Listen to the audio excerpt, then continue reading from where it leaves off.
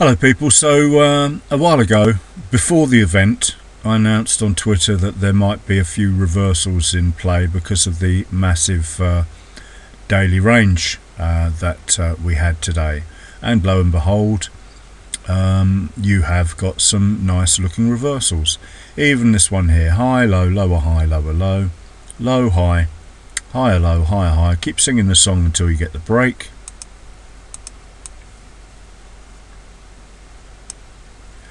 And then use the lower time frames to watch for the pullback, which we did in fact get, and then enter. And the whole move there on this particular pair, which I wasn't going to talk about, was about 12 pips. So take off the spread 2 pips, there was easily 5 or 6 pips there to be had. And this is part of the what I call the rubber band effect, if you like, back to the hourly 8 EMA, which on this 30-minute chart is a 16 EMA.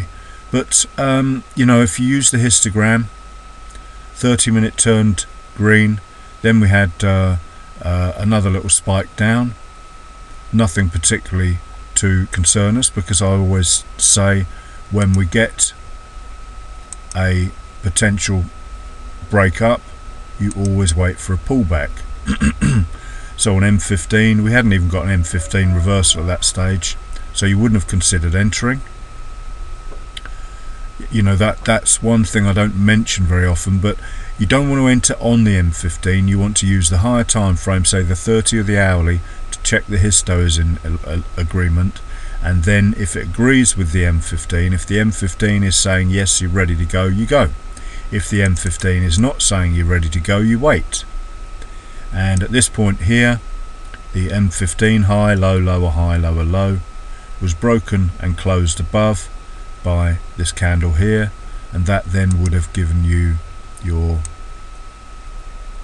12 pip move I talked about, or 5 or 6 net of spread and allowance for your target. So you know, 5 or 6 pips is a good target to go for.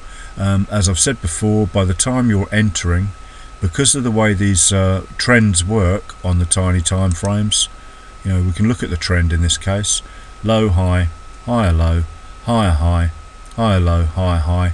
This is swing 4 here. They are doing the accumulation. There is nowhere else for the price to go.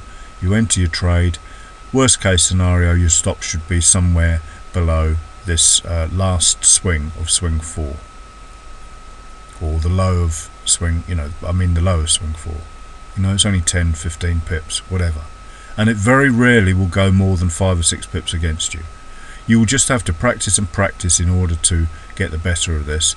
Once again, you know, looking at the other potentials, you wouldn't have been considering entering here because you weren't overextended.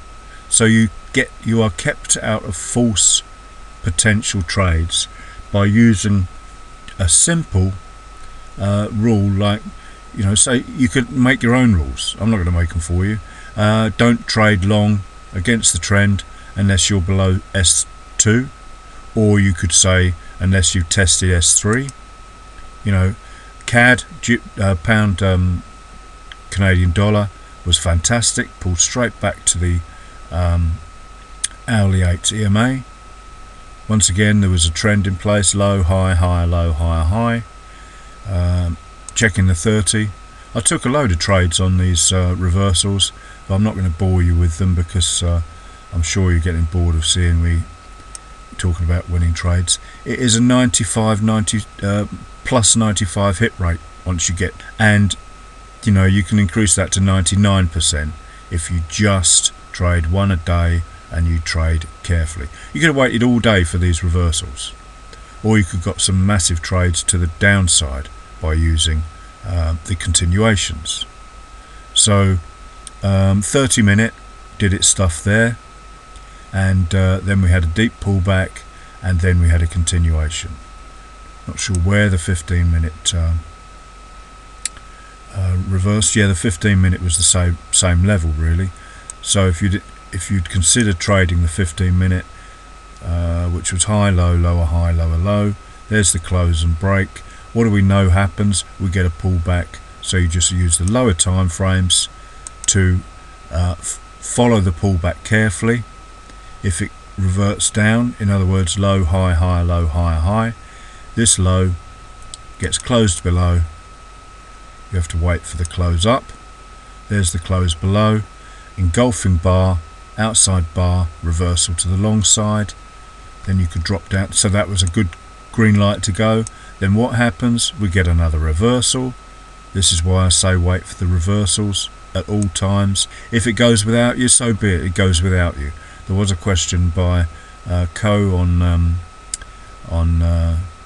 YouTube mentioning missing trades. Well, that's partly part of your answer. I will actually create a video for you, but not this evening.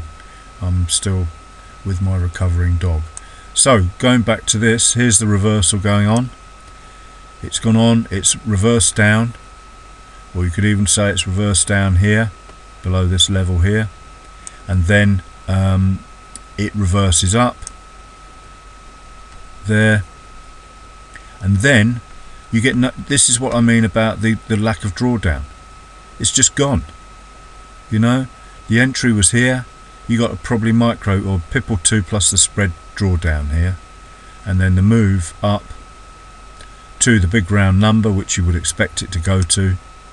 Old tests of old support becoming new resistance.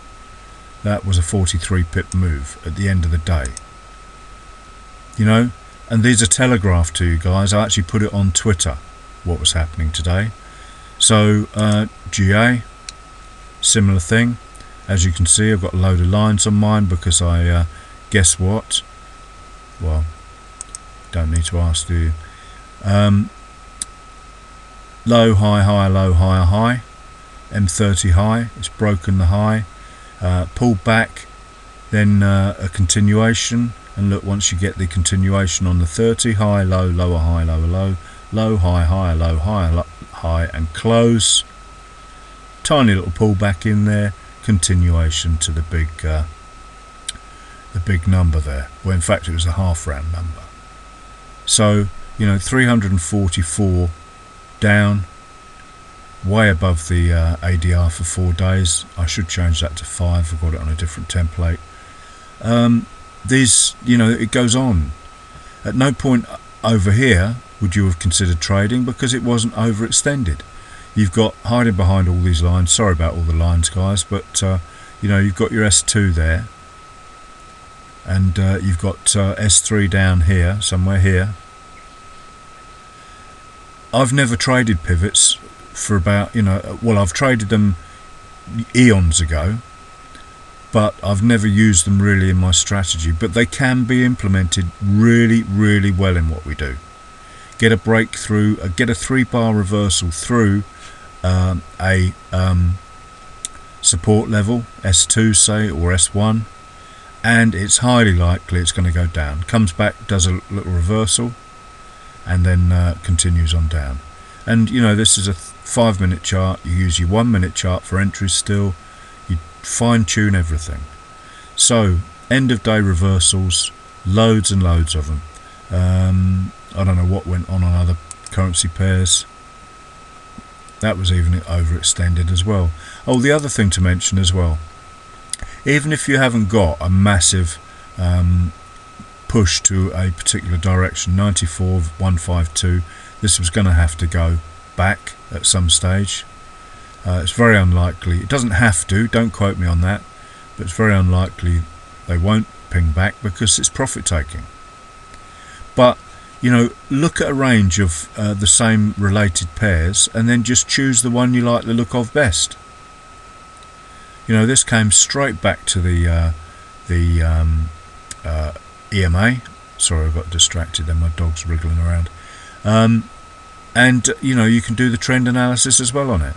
I didn't trade cable, it didn't interest me because it was only at S1, it hadn't even hit S2, unlike the other pairs. But match your pairs up, and then you know, if cable is turning round on 3 or 4 pairs, it's highly likely that if you get the confirmations on your candlesticks and you get your RSI histo alert begging you to go long. You could wait for the histo to break 20. Notice it didn't break the 20 here on this pullback. Build your own sets of rules, guys. These tools are massively powerful in the reversal, the RSI, not so much this at the end of the day, but the 8 hourly EMA, or the hourly 8 EMA, is a brilliant piece of kit. And to be fair, the round numbers are ancient history trading, but they work because everyone's watching them, including the big institutions. Okay, thanks for watching. Have a great evening. Friday is bank holiday tomorrow, but I'll still be trading.